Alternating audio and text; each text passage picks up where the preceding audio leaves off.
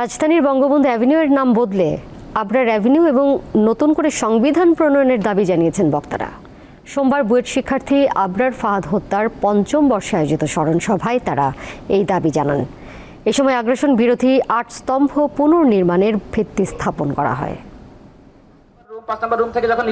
ফেসবুকে ভারত বিরোধী স্ট্যাটাস দেওয়ার কারণে শিবির সন্দেহে ২০১৯ সালের ৭ অক্টোবর হত্যা করা হয় বুয়েটের দ্বিতীয় বর্ষের শিক্ষার্থী আবরার ফাহাদকে। তাকে স্মরণ করতে সোমবার আলোচনা সভার আয়োজন করে আবরার ফাহাদ স্মৃতি সংসদ। ৫ অক্টোবর ভাইয়া যে পোস্টটা দেয় যে গঙ্গার পানি চুক্তি, তিস্তার পানি চুক্তি কিংবা যে মংলা বন্দর, ফেনী নদী এইগুলা নিয়ে যে পোস্টটা দেয়, ভাইয়া যখন পোস্টটা দেয় তখন আমি বিছানাতে বসে আর ভাইয়া সোফার উপর, ভাইয়াকে বললাম ভাইয়া ছাত্রলীগ তো সব জায়গায় এই ধরনের কথাবার্তা বললে পেটাই, তোর কি কিছু মানে তুই কেন এই ধরনের কথাগুলো লিখিস?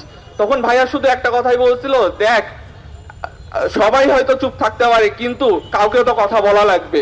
বক্তারা বলেন, বিগত ১৬ বছরে ফ্যাসিস্ট সরকার, ছাত্রলীগ, আওয়ামী লীগ এমন নামধারী নানা দলকে দিয়ে যে জুলুম চালিয়েছে তারই নমুনা শহীদ আবরার। ছাত্রলীগকে দিয়ে, যুবলীগকে দিয়ে আর আওয়ামী লীগকে দিয়ে কিংবা নাম না জানা এরকম অসংখ্য লীগকে দিয়ে এদেশের মানুষকে শোষণ করেছে, নিপীড়ন করেছে, অত্যাচার করেছে, ক্ষমতার অপব্যবহার করেছে।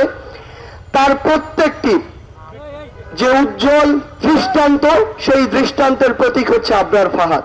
আমাদের এই আবরার ফাহাদ একই সাথে যেমন এই যে জুলুমকারী আওয়ামী ফ্যাসিবাদের সন্ত্রাসীদের হাতে খুন হয় এবং একই সাথে তিনি আমাদের এই বাংলাদেশের সার্বভৌমত্ব পক্ষে এবং এইসব আগ্রাসনের বিপক্ষের একটি প্রতিবাদের প্রতীক বলে আমি আবরার ফাহাদকে মনে করছি। আমরা বলতে চাই, বিশ্ববিদ্যালয়ের শিক্ষার্থীদের গণতান্ত্রিক যে অধিকার, মত প্রকাশের স্বাধীনতা গত 16 বছর ধরে ছাত্রলীগ হরণ করেছে। আমরা চাই এটি তাদের বিরুদ্ধে প্রথম চার্জশিট আকারে আমাদেরকে মামলা করতে হবে। বক্তারা জানান, ৫ আগস্ট লড়াইয়ের প্রথম ধাপ জিতলেও দ্বিতীয় ধাপ এখনো বাকি। ভারতীয় আগ্রাসন থেকে মুক্ত করতে হবে দেশকে। যে তরুণ সমাজ, যে ছাত্র জনতা নেতৃত্ব দিয়েছে, তারা তাদের লড়াইতে প্রথম ধাপ অতিক্রম করেছে, অর্থাৎ হাসিনার ফ্যাসিবাদের পতন হয়েছে। কিন্তু দ্বিতীয় ধাপ দিল্লির হেজেমনির বিরুদ্ধে যে লড়াই, সেটা এখনো অব্যাহত আছে। বাংলাদেশের মানুষ কোন দেশের আগ্রাসনকে এ দেশে কোনোভাবেই প্রশ্রয় দিতে পারে না। পরে আগ্রাসন বিরোধী ৮ স্তম্ভ পুনর্নির্মাণের ভিত্তি দেন তারা। লাবণী গুহ, দীপ্ত সংবাদ, ঢাকা।